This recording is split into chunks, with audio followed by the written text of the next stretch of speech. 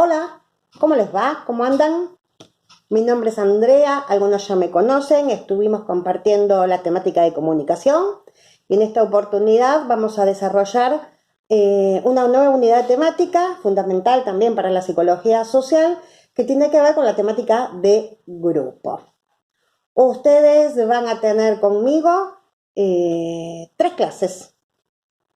En esta primera vamos a ir arrimando el bochín para ir comprendiendo qué es un grupo, de dónde viene, hacia dónde va, un poco de historia, vamos a indagar un poco sobre este primer acercamiento.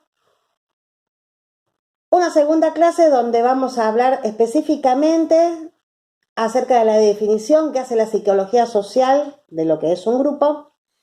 Y por último vamos a tener una clase especial sobre grupos con técnicas operativas. Así que, si les parece bien, arrancamos. Bien. Lo primero que se me ocurre es invitarlos a que traigan de sus experiencias grupales alguna situación que ustedes puedan reconocer, ustedes puedan definir como grupo. Algo de toda su experiencia grupal que ustedes puedan decir, esto es un grupo.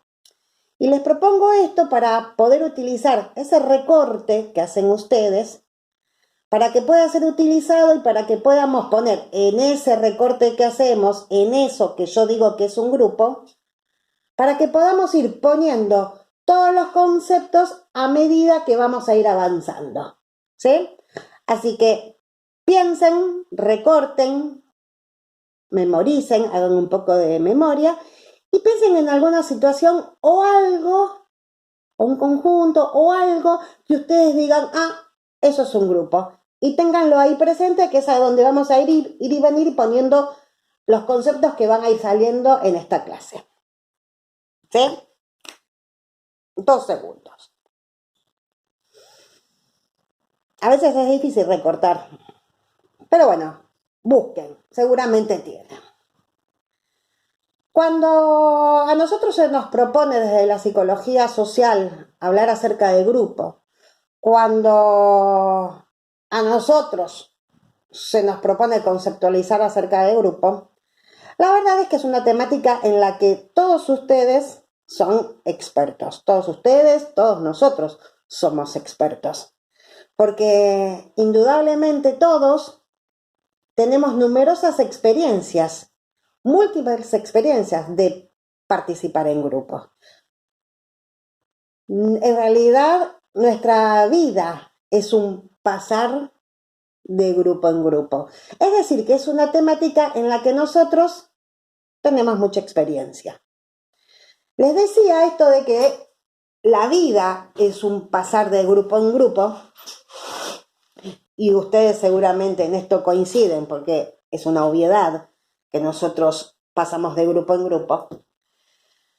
Y porque desde el momento en que nacemos, nosotros ya estamos incluidos en un primer grupo, en un grupo determinado, que es el grupo familiar. De ahí en adelante vamos a ir pasando de grupo en grupo. De la familia nuclear, que sería una familia tradicional, por decirlo de alguna manera, vamos a pasar seguramente a una familia extensa, en donde ya entran los tíos, las tías, los primos.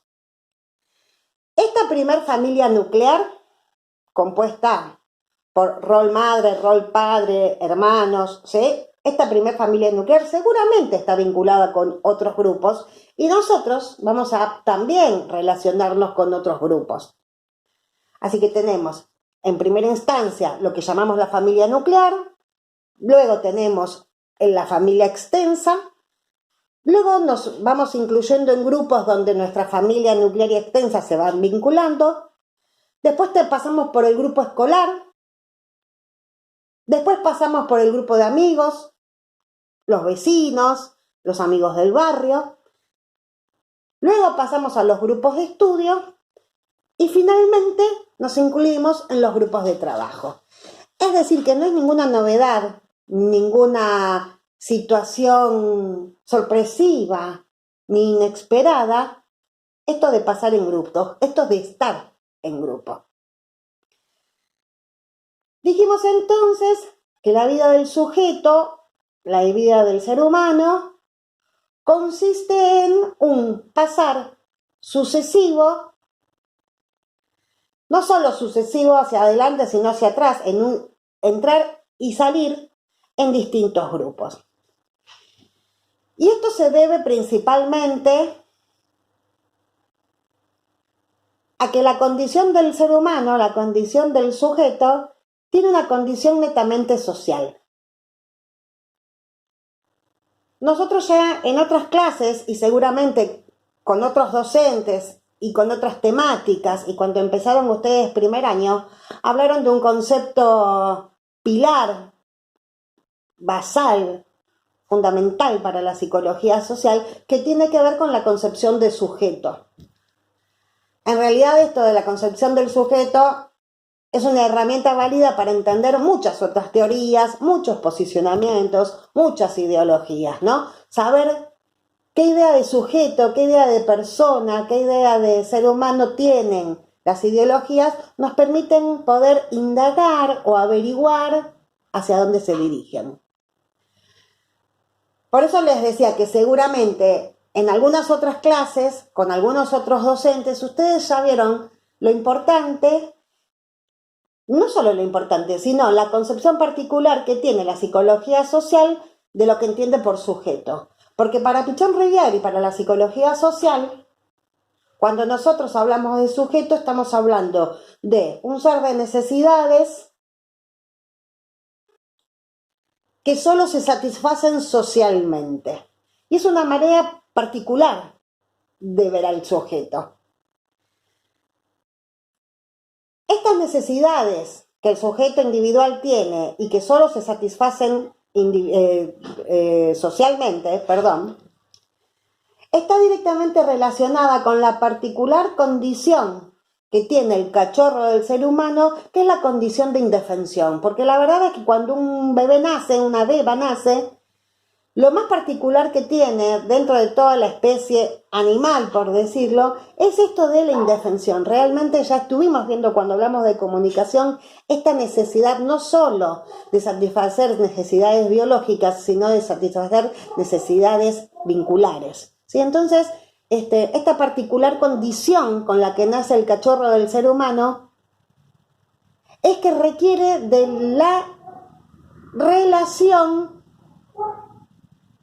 de la inserción en distintos grupos y con distintas personas para poder crecer, para poder desarrollarse, para poder socializarse y para poder, en definitiva, ir aprendiendo.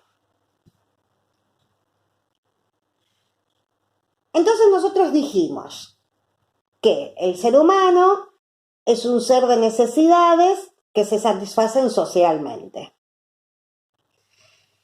Estas necesidades se registran cuando se rompe el equilibrio que como seres biológicos, simplemente por ser seres vivos, tenemos. Entonces, nos encontramos en un estadio de estabilidad, en un estadio de equilibrio.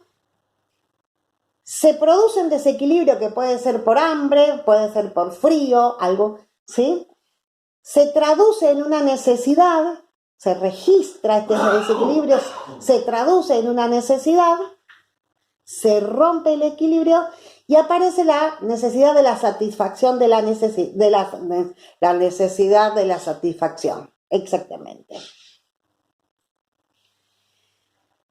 Es en esta relación, en este par contradictorio entre necesidad y satisfacción, que nos vamos incluyendo en grupos.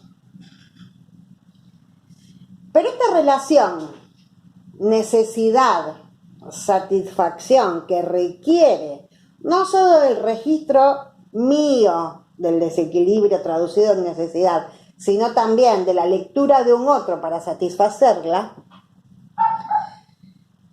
Este complejo mecanismo no solo se da en esos términos, necesidad, satisfacción, en este par contradictorio, sino que además se da en otro par contradictorio que tiene que ver con que esta necesidad que yo registro en mi universo interno, en mi mundo individual, es satisfecha desde el mundo externo.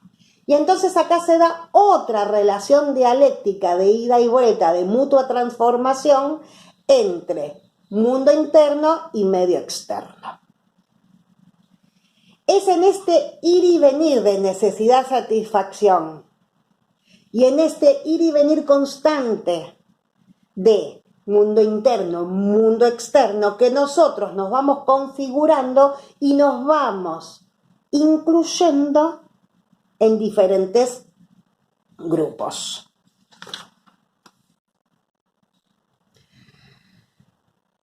Decía hace un rato, esto de los pares contradictorios es algo que Pichon River labura un montón de veces, ¿sí? Y los pares contradictorios tienen que ver con esta relación dialéctica. Pareciera que son las puntas de un mismo violín. Necesidad y satisfacción. Mundo interno y mundo externo. Así vamos a encontrarnos muchas veces en situaciones contradictorias, que lo que nos explican, que lo que nos sugieren, que lo que nos empujan, es a pensar en esta, no de una manera lineal, sino de una manera más dialéctica, más constructiva, más en ir a buscar la otra punta para ver qué puedo hacer. Y por eso digo que la psicología social es una de las psicologías más cotidianas, porque entiende la resolución de conflictos desde un lugar mucho más dialéctico y mucho más compartido. Decía hace un rato que todos ustedes son expertos en las experiencias grupales, que todos ustedes y cada uno de ustedes han participado como integrantes en infinidad de grupos. La idea que tengo ahora es tratar de pasar de alguna manera a lo que nosotros entendemos como el grupo como experiencia, a tratar de recorrer un camino en donde podamos tener el grupo como concepto. Cuando nosotros hablamos de transitar este recorrido de la experiencia a lo conceptual, en realidad la única propuesta que le estamos haciendo, la única propuesta que nos estamos haciendo, tiene que ver con esto de poder pensar, reflexionar, sacar, pasar por la teoría, enrollar de nuevo. Tiene que ver con esto, con la capacidad o posibilidad maravillosa de cuestionarnos, de ir y venir, de seguir pensando. Esto de pensar en las situaciones grupales o de pensar el grupo como concepto, nos sucede con la mayoría de las temáticas que tiene la psicología social. Nosotros estamos tan naturalizados, vivimos diariamente situaciones de grupo. Es decir, que la experiencia es tan cercana, es tan naturalizada, es tan familiar que muchas veces no nos permitimos, no nos damos el tiempo, no nos conviene, no queremos o no supimos o no pudimos pensar acerca de las experiencias. Todas las temáticas de la psicología social lo que proponen, en definitiva, es pensar. Es pensarnos en una realidad. Es pensar la realidad. Es reflexionar. Es cuestionarnos. Es indagar. Es comparar. Es semejar. Es escuchar. ¿Sí? Entonces, esto de pasar de la experiencia a lo conceptual tiene que ver con un proceso alucinante de permitirnos pensar y reflexionar. Cuando hablamos de grupo,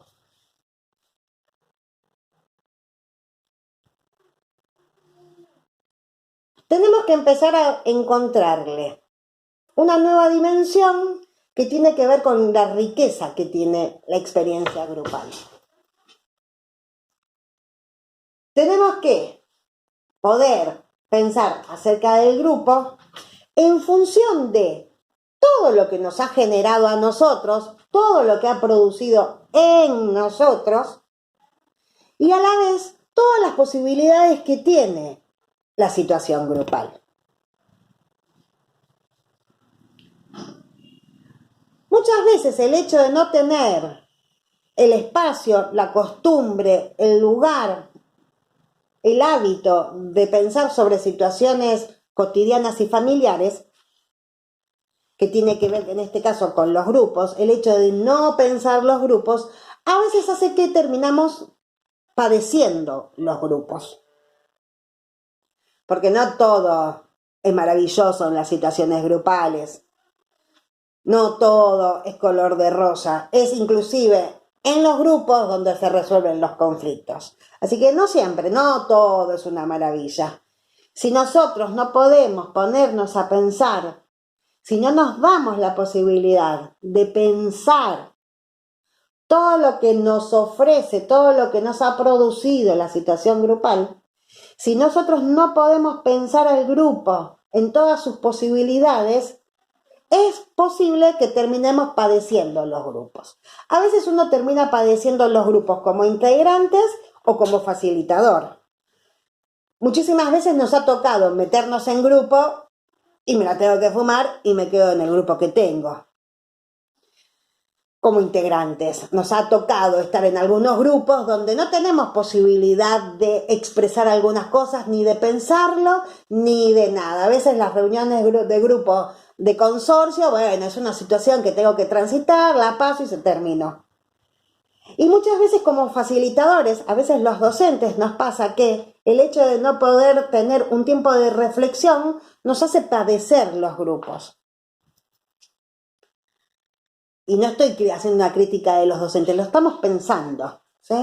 Muchas veces el hecho de no poder reflexionar y el hecho de no haber sido enseñados en el placer del compartir el aprendizaje hace que los docentes terminemos padeciendo a los grupos, porque son 30 pibes a los que preferimos que estén callados, a los que preferimos que estén sentados mirando para adelante, porque el proceso grupal y la construcción colectiva del aprendizaje supone un cierto estado de caos, de desorden, para poder entender la construcción colectiva del aprendizaje y que no se transforme en una práctica individual.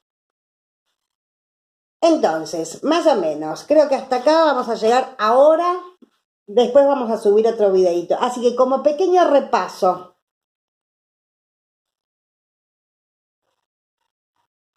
somos expertos en la idea de grupo. Tenemos una vasta experiencia, una multiplicidad de experiencias grupales. Sabemos que el ser humano, por su condición de ser necesidades sociales, se incluye en grupos desde el nacimiento y allí todo su recorrido histórico, todo su recorrido de aprendizaje, todo su recorrido de constitución se ha hecho en un pasar de grupo en grupo. La idea que ahora proponemos tiene que ver con la posibilidad de pasar de la idea de grupo como experiencia a pasar al concepto de grupo como concepto. Bien. Y que eso requiere un proceso de distanciamiento, de poner un poquito más allá la situación grupal, la idea de grupo y poder mirarla. A veces nos pasa que al tener las cosas tan cerca, tan familiares, tan cotidianas, no las podemos aprovechar como objeto de estudio. Cuando nosotros hablamos de transitar el recorrido de la experiencia a lo conceptual, estamos simplemente hablando de un proceso de pensamiento, de un desarme, de un mirar hacia afuera, cosas que nos están pasando. Y cuando hablamos de grupo y pensamos en grupo y pensamos lo grupal y conceptualizamos acerca del grupo, empezamos a encontrar al grupo como un instrumento de desarrollo. Empezamos a ver al grupo en su dimensión de absoluta riqueza. Empezamos a pensar todo lo producido en nosotros por los grupos y todas las posibilidades que tiene. Y por último, estuvimos viendo esto de padecer los grupos por la falta de posibilidad de reflexionar, de pensar, porque la verdad es que nosotros estamos acostumbrados o fuimos formados a que lo grupal no es muy conveniente. Toda nuestra instrucción primaria, secundaria, inclusive la universitaria, ha sido lo que Freire, lo que ustedes estuvieron viendo en aprendizaje, que tiene que ver con la educación bancarizada, todo para adelante, ¿sí? Entonces es como que se pierde toda la riqueza que tiene la situación grupal, todo lo que se puede aprender en grupo. Porque generalmente está sobrevalorado en esta sociedad más individualista el conocimiento individual que el conocimiento colectivo. Bueno, hasta acá llegamos, hacemos un mini corte y seguimos con la próxima.